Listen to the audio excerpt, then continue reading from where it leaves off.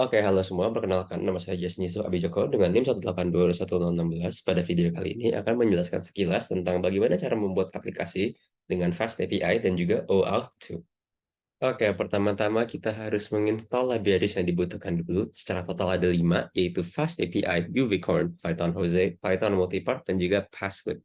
Semua itu bisa diinstal dengan menggunakan pip. Kemudian untuk file main.py-nya, saya akan menjelaskan dari atas sampai bawah isi dari kode yang saya buat. Yang paling pertama adalah import libraries yang dibutuhkan. Dilanjutkan dengan membuat secret key algorithm yang isinya itu HS256 dan juga access token expire minutes. Itu juga terserah kalian mau naruhnya angka berapa, tapi kode ini saya naruh 30.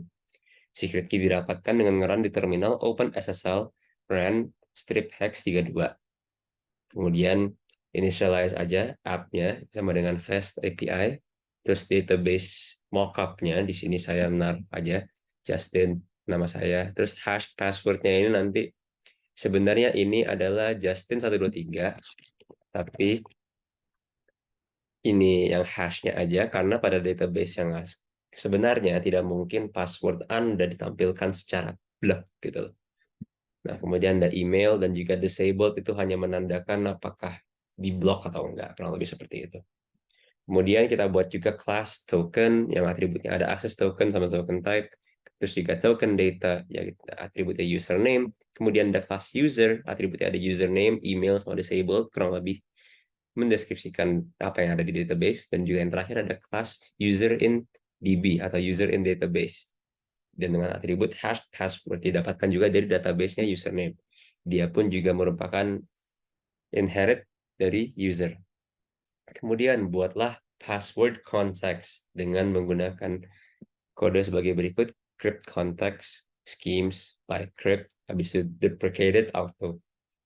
OAuth 2 scheme-nya itu menggunakan OAuth 2 password bearer dengan token URL-nya itu token. Kemudian kita membuatlah fungsi sebagai berikut. Yang pertama ada verify password dengan parameter set plain password dan juga hash password yang akan mereturn hasil verifikasi dari plain dan hash passwordnya. Habis itu ada get hash passwordnya dengan parameter password, yaitu ada password yang initial, tapi ya di hash aja biar bentuknya seperti yang ini, hash password ini. Kemudian dilanjut lagi dengan get user dengan parameter database dan juga username. Jadi itu hanya sekedar ngecek apabila username ada di database, maka nge-return user datanya. Ini user data ini itu bisa dibilang sebagai semua atribut yang ada dalam username. Jadi kayak ini tuh username yang pertama Justin, habis itu atributnya ada username-nya juga, hash email, dan itu akan mengembalikan itu dalam sebuah array gitu, atribut seperti itu pokoknya. Terus kemudian nanti pokoknya akan dipakai dengan kayak .username, .email gitu-gitu.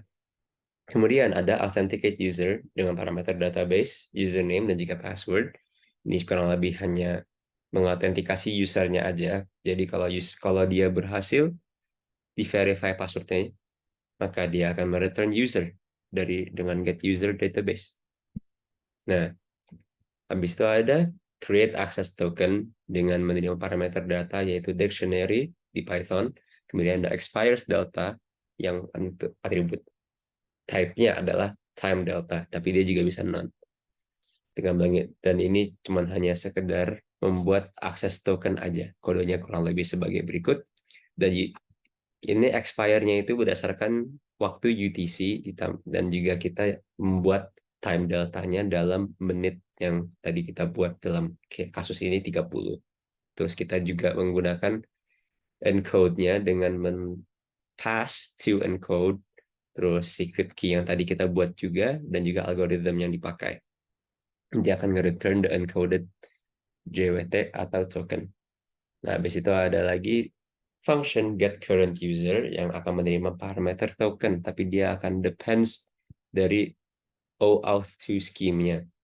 Nah, kita pertama-tama akan mendeclare dulu credential exception-nya bakal seperti apa. Kemudian kita hanya sekedar ngecek aja apabila username-nya itu ada atau enggak. Kalau enggak ada, kita raise credential exception juga. Kalau misalkan tidak ada token yang dipass.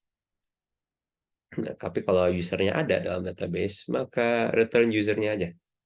Kemudian ada get current active user. Nah, ini adalah tadi yang saya bilang, karena ada atribut disabled, ini hanya sekedar verifikasi apakah usernya disabled atau enggak. Kalau disabled, berarti dia nggak boleh login juga gitu.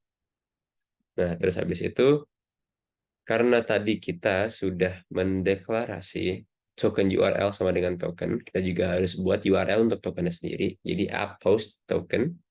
Habis itu ada dalam postnya itu ada the fungsi login for access token dengan menerima parameter form data yang depends. Ini hanya sekedar memberitahu kalau ya ini memberi akses token untuk orang yang login, kurang lebih seperti itu. Kemudian ini fungsi-fungsi dua di bawah ini cuman hanya sekedar contoh fungsi yang akan digunakan pada situs Fast API yang nanti akan diperlihatkan. Nah, cara nge-run Fast API-nya adalah sebagai berikut. Pertama, kita buka dulu terminal dalam foldernya. Kemudian kita run aja command Python. Ini sebenarnya akan bervariasi dengan komputer kalian, tapi pada komputer saya ini Python 3, script uvicorn, Fast API, no, wait, sorry, main, app, reload. Nanti dia akan menampilkan sebuah IP yang bisa diklik. Nah, itu dia. Kemudian kita hanya butuh ini nambahkan docs. Nah, muncul seperti ini kan ya. Ini ada tadi yang post dan get juga dua. Nah, ini bukti kita bisa melakukan login pada dokumentasi saat ini. Kita authorize. Kita taruh saja misal Justin 123. Kan tadi tidak ada ya username Justin 123, ada password. Jadi kalau misalkan kita melakukan authorize seperti itu akan menunjukkan kalau dia unauthorized karena pas di antara passwordnya salah atau username salah. Tapi kalau kita melakukan memasukkan username yang benar, dia akan berhasil ke login dan untuk aplikasi get-nya ini, apabila kita execute, dia akan mengembalikan apapun yang berkaitan dengan akun kita pada database.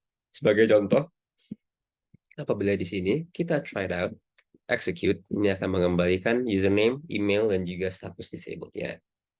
Dan untuk yang get kedua, items, kita try it out, maka akan mengeluarkan benar-benar semua yang ada, sampai-sampai hasilnya juga. Kurang lebih seperti itu cara kerja Fast API dan juga OAuth 2. Sekian, terima kasih.